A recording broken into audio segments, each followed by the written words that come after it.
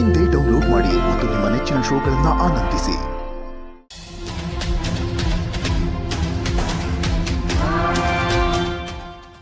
ಇಷ್ಟೊತ್ತಾದ್ರೂ ಯಾಕೆ ಸೌಂದರ್ಯ ಮ್ಯಾಮ್ ನನ್ನ ಕ್ಯಾಬಿನಿಗೆ ಕರೆಸ್ಲಿಲ್ಲ?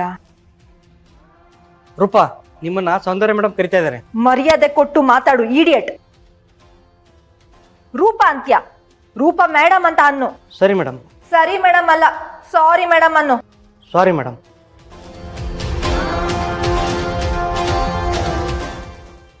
ಇಷ್ಟು ದಿನ ಪ್ಯಾಂಟ್ರಿಲ್ ಕೆಲಸ ಮಾಡ್ತಿದ್ದಿದ್ ರೂಪನೇ ಬೇರೆ, ಇನ್ ಮುಂದೆ ಇರೋ ರೂಪನೇ ಬೇರೆ. ಇವತ್ತಿಂದ ನನ್ನ ಸ್ಟಾರ್ ಚೇಂಜ್.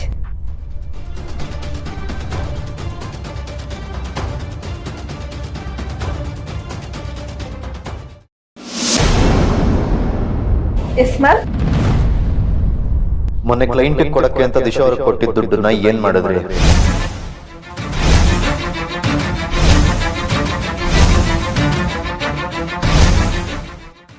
ದುಡ್ಡ?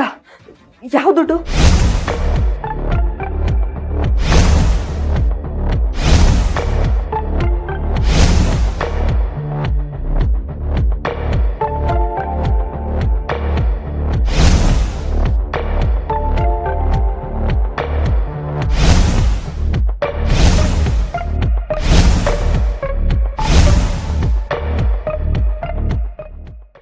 ಅದಕ್ಕೆ ನಾನು ಅವತ್ತೇ ಇವ್ರನ್ನ ಮತ್ತೆ ಅಪಾಯಿಂಟ್ ಮಾಡ್ಕೊಳ್ಳೋದು ಬೇಡ ಅಂತ ಹೇಳಿದೆ. ದೀಪ ಅವರೇ ಅಕ್ಕ ನಮ್ಮ ಮಮಕಾರದಿಂದ ಮತ್ತೆ ಅಪಾಯಿಂಟ್ ಮಾಡ್ಕೊಳ್ಳಿ ಅಂತ ಫೋರ್ಸ್ ಮಾಡಿದ್ರು. ಅವ್ರ ನಂಬಿಕೆನೂ ಉಳಿಸ್ಕೊಳ್ಳಿಲ್ವಲ್ಲ ಇವರು. ಹೇಳು, ಯಾಕಿಂತ ಕೆಲಸ ಮಾಡಿದೆ?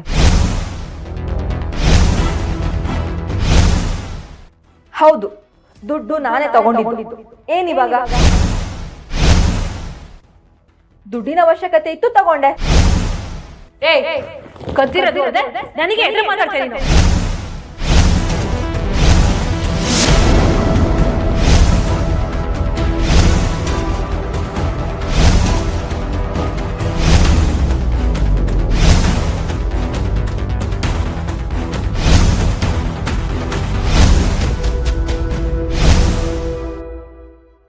ನಾನಿಲ್ಲಿರೋವರೆಗೂ ರೂಪ ಅವ್ರ ಮೇಲೆ ಕೈ ಮಾಡಬಾರ್ದು ಅಂತ ಹೇಳಿಲ್ಲ ನಿಮ್ಗೆ?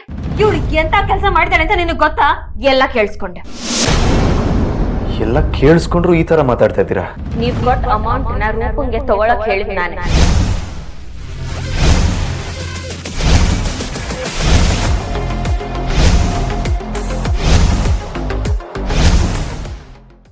ನನ್ಗೇನೋ ಎಮರ್ಜೆನ್ಸಿ ಇತ್ತು, ಅದಕ್ಕೆ ರೂಪಂಗೆ ಅದು ತಗೊಂಡ್ ಬಂದ್ ಕೊಡಿ ಅಂತ ಹೇಳಿದೆ.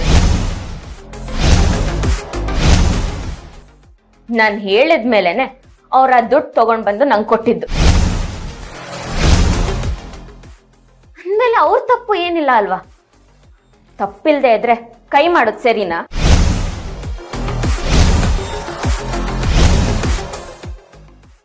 ಏನಾಗಿದೆ ಎಲ್ಲರಿಗೂ? ಮನೇಲಿ ನೋಡಿದ್ರೆ ದೀಪ ಅವ್ರು ಇವ್ರ ಪರವಾಗಿ ನಿಂತ್ಕೋತಾರೆ, ಇಲ್ಲಿ ನೋಡಿದ್ರೆ ನೀವು ಸಪೋರ್ಟ್ ಮಾಡ್ತೀರಾ. ಅದು ಅಲ್ಲದೆ ದುಡ್ಡನ್ನ ನೀವೇ ಮಿಸ್ಯೂಸ್ ಮಾಡ್ಕೊಂಡಿದ್ದೀರಾ ಅಂತ ಬೇರೆ ಹೇಳ್ತಾ ಇದ್ದೀರಾ. ನಿಮ್ಮಲ್ಲಿ ನಂಬಿಕೆ ಇಟ್ಟು ದುಡ್ಡು ಕೊಟ್ರೆ ಹೀಗ ಮಾಡೋದು?